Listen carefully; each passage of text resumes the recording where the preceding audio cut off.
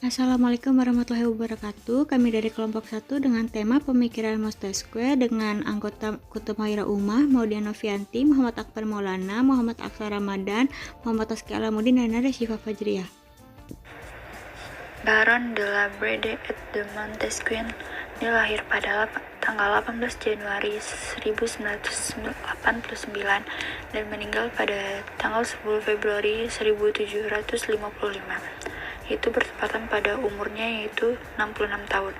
Nah, Montesquieu itu sendiri adalah seorang pemikir politik Prancis yang hidup pada era penjarahan atau Renaissance, yang dimana ia terkenal dengan teorinya mengenai pemisah kekuasaan. Nah, ia juga memegang peran penting dalam mempopulerkan istilah feodalisme dan kekaisaran Bizantium. Ia juga melakukan pengembaraan ke Jerman, Austria, Persia, Italia, Belanda, dan yang memberikan kekayaan pengetahuan dan empiris mengenai keadaan politik, masyarakat, kebudayaan, serta filsafat yang tumbuh. Montesquieu itu sendiri memiliki prinsip yang dimana dia memiliki kepribadian yang sangat unik, dan dia juga menganggap sifat alamiah manusia adalah bersikap adil. Namun karena situasi tertentu, dia mulai memilih untuk bersikap adil atau tidak adil. Montesquieu itu pada 1992 halaman 8 jilid 14 itu menggambarkan prinsip keadilan dalam kisah kaum Troglodyte. Nah, dan di Montesquieu juga berkata di bukunya itu pada terbit 2019 di 93 itu berpendapat bahwa sebuah hukum harus disesuaikan dengan perilaku khas orang-orang yang dituju oleh si pembuat hukum tersebut. Nah, Montesquieu itu yaitu dialah sebagai salah seorang pemikir politik atau filsuf yang handal yang memiliki beberapa pandangan point of view, yaitu tentang beberapa hal. Yang pertama, kemerdekaan, kebebasan, keadilan, hukum. Nah, salah satu ide Montesquieu yang paling terkenal yaitu mengenai teori pemisahan kekuasaan, atau bisa dibilang dengan separation of power. Selanjutnya ada teori pemisahan kekuasaan. Teori pemisahan kekuasaan ini berasal pertama kali dipopulerkan secara ilmiah oleh John Locke, seorang filosof berkebangsaan Inggris, dalam bukunya The Treatise of Government yang terbit pada tahun 1690. John Locke membagi kekuasaan dalam negara menjadi 3, yaitu pertama kekuasaan membentuk undang-undang atau legislatif, kedua kekuasaan melaksanakan undang-undang eksekutif, dan yang ketiga kekuasaan mengenai perang dan damai, membuat perserikatan dan aliansi, serta segala kegiatan dengan semua orang dan badan-badan di luar negeri atau federatif. Pemikiran ini lahir sebagai bentuk reaksi terhadap absolutisme dengan mendukung perbatasan kekuasaan politik raja. John Locke berpendapat bahwa alasan mengapa manusia memasuki suatu sosial kontrak adalah untuk mempertahankan kehidupan, kebebasan, dan hak untuk memiliki. Ketiga model dasar itu dipandang sebagai milik atau properti. Selanjutnya, Montesquieu membagi 3 bentuk dasar pemerintahan, yaitu republik, monarki, dan juga despotik. Dasar pemerintahan republik merupakan sebuah sistem yang menempatkan kekuasaan tertinggi ada di tangan rakyat. Selanjutnya, monarki merupakan pemerintahan dengan hukum yang tetap, sedangkan negara despotis yaitu merupakan pemerintahan yang diatur oleh satu orang dengan aturan yang tidak jelas, sesuai dengan kehendaknya. Sehingga kemudian nilai-nilai yang ada di dalam ketiga pemerintahan ini juga berbeda. Pada pemerintahan republik yang identik pada demokrasi, rakyat berpegang kepada kebajikan, yakni nilai-nilai kejujuran, patriotisme, dan cinta terhadap persamaan. Sedangkan pada sistem monarki, kehormatan yang menjadi acuan, dan pada pemerintahan despotis, rasa takutlah yang menjadi komando rakyat. Pembahasan yang selanjutnya yaitu trias politika. Trias politika merupakan ide pokok dalam demokrasi barat yang mulai berkembang di Eropa pada abad 17 dan 18.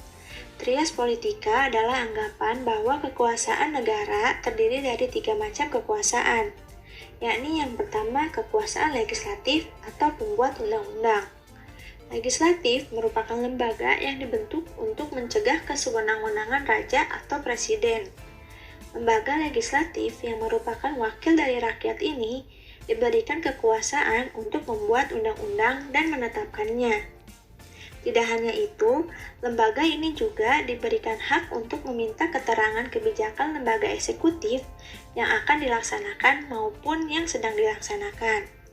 Selain meminta keterangan kepada lembaga eksekutif, lembaga ini juga mempunyai hak untuk menyelidiki sendiri dengan membentuk panitia penyelidik. Hak mosi tidak percaya juga dimiliki oleh lembaga ini. Hak ini merupakan hak yang memiliki potensi besar untuk menjatuhkan lembaga eksekutif. Yang kedua yaitu kekuasaan eksekutif atau pelaksana undang-undang. Eksekutif merupakan lembaga yang melaksanakan undang-undang. Lembaga eksekutif dipimpin oleh seorang raja atau presiden beserta kabinetnya. Tidak hanya melaksanakan undang-undang, lembaga ini juga mempunyai beberapa kewenangan. Menurut Miriam Budiarjo, lembaga eksekutif mempunyai kewenangan yaitu yang pertama diplomatik, yudikatif, administratif, legislatif, dan militer. Kewenangan diplomatik yaitu kewenangan menyelenggarakan hubungan diplomatik dengan negara-negara lain. Kewenangan yudikatif adalah kewenangan memberikan grasi dan amnesti kepada warga negaranya yang melakukan pelanggaran hukum. Kewenangan administratif adalah kewenangan melaksanakan peraturan dan perundang-undangan dalam administrasi negara. Sedangkan melalui kewenangan legislatifnya, seorang presiden atau menteri dapat membuat undang-undang bersama Dewan Perwakilan. Lembaga eksekutif juga mempunyai kewenangan mengatur angkatan bersenjata, menyatakan perang apabila dibutuhkan, dan menjaga keamanan negara. Dan yang terakhir yaitu kekuasaan yudikatif atau pengawas pelaksanaan undang-undang. Yudikatif mempunyai kekuasaan untuk mengontrol seluruh lembaga negara yang menyimpang atas hukum yang berlaku pada negara tersebut. Lembaga yudikatif dibentuk sebagai alat penegakan hukum, hak penguji material, penyelesaian penyelisihan, hak mengesahkan peraturan hukum, atau membatalkan peraturan apabila bertentangan dengan dasar-dasar negara. Jadi, Trias Politika menganggap kekuasaan-kekuasaan ini sebaiknya tidak diserahkan kepada orang yang sama untuk mencegah penyalahgunaan kekuasaan oleh pihak yang berkuasa. Menurut Montesquieu, kekuasaan eksekutif harus berada di tangan individu atau seorang raja. Sedangkan kekuasaan yudikatif merupakan kekuasaan yang berdiri sendiri dan terpisah dari eksekutif, supaya tetap independen. Kekuasaan yudikatif juga kekuasaan yang harus dilaksanakan oleh para hakim. Dalam cabang legislatif, pemerintahan perlu adanya perwakilan. Dalam sistem perwakilan ini, menyatakan bahwa sistem ini menempatkan orang-orang yang berkualitas terbaik untuk bertugas membahas urusan-urusan publik.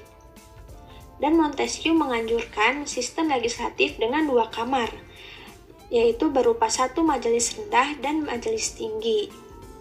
Jika dilihat lebih dalam mengenai pembagian kekuasaan ini dalam pandangan Montesquieu, jika merujuk kepada Deliarnor, kekuasaan legislatif harus terletak pada seluruh rakyat, namun dengan menggunakan sistem perwakilan.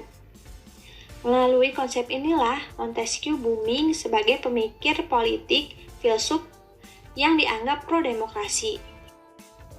Di sini saya akan menjelaskan Montesquieu dan Revolusi Prancis. Revolusi Prancis adalah konsekuensi logis dari ketidakmampuan suatu pemerintah dalam mengelola rakyatnya. Namun, dalam konteks Revolusi Prancis terdapat suatu hal yang menarik. Perubahan tersebut bukan hanya terjadi karena kemelaratan atau penderitaan rakyat, tapi juga karena kepentingan golongan yang terdesak atau terancam oleh kesewenangan raja, yakni kaum borjuis. Kaum menengah inilah yang kemudian begitu intens dalam melakukan kritisi pada kinerja Louis yang ke-16 dan Maria Antoniette yang oleh rakyat dijuluki sebagai Madame Deficit karena menghamburkan uang rakyat.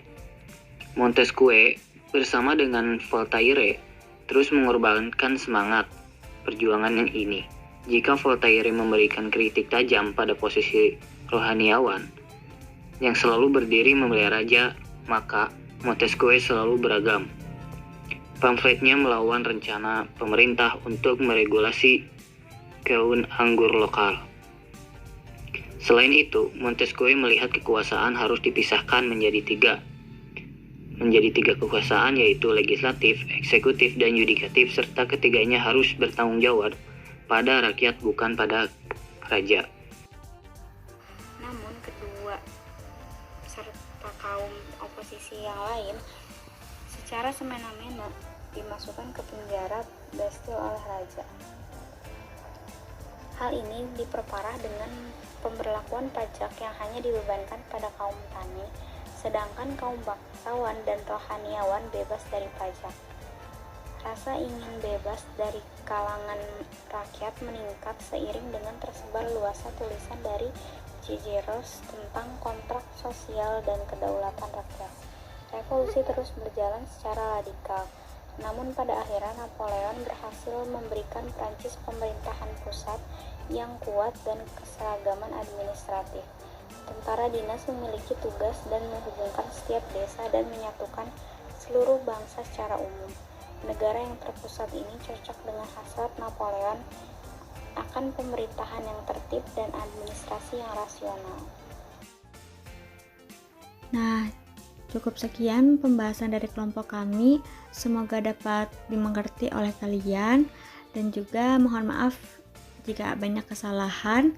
Terima kasih telah menonton. Assalamualaikum warahmatullahi wabarakatuh.